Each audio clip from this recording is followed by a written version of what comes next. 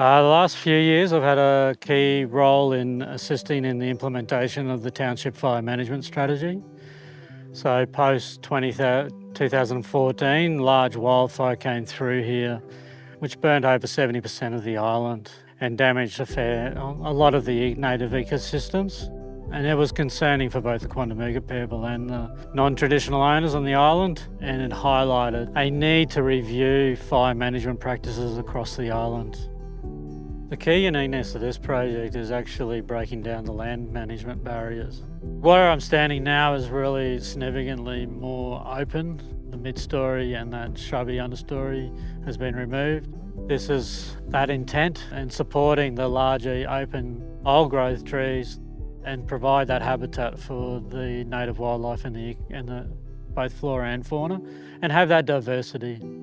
The biggest benefit out of it is really allowing Quandamooga to be on country, making their own decisions and making guidance on rectifying some of the mistakes of the past. Now we've got fire breaks, we're breaking down the run of the fires, we're putting ecological integrity back into the bushland. Aboriginal people are managing that bushland. So you're on the pathway to something very good, and we're reducing that fuel load, and we're using that fuel load to nourish the earth. It's in reinvesting our young people back into looking after their country, and that's a special relationship. That cannot be understated. The relationship that exists between our people and this land it goes so far back. We can't really solve the fire problem without all working together, and working on this project on Minjerribah really, it opened my eyes onto how connected everything is and how aligned fire ecology knowledge is to traditional knowledge.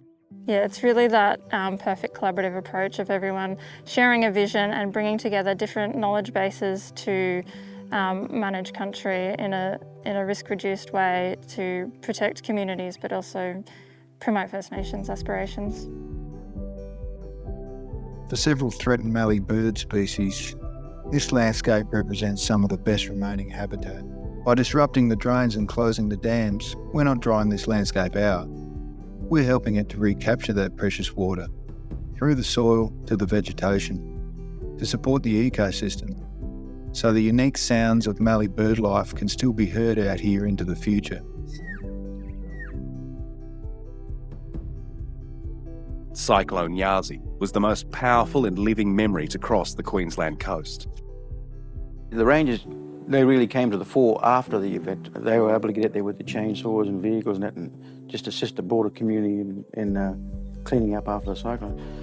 But I've got to mention here that we had 3 other Indigenous Ranger programs that came and helped us as well, from the Gulf, and the guys from Yuum and rangers from around Mariba, Burketown, that area, from Archer Point. And we're here for the long haul, and we're just so grateful to those guys to come and help us at that time of need, And in the hour of need, they were there in force, helping the broader community recover. And a lot of real positive feedback from the broader community.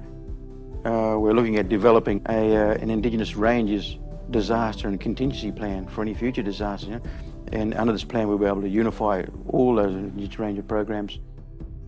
This is all rainforest country. Tremendous biodiversity here. We just felt indestructible up here. We were just going to have rainforest from one end to the other.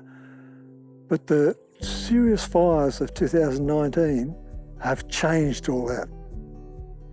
And now we have what the effects of these La Niñas.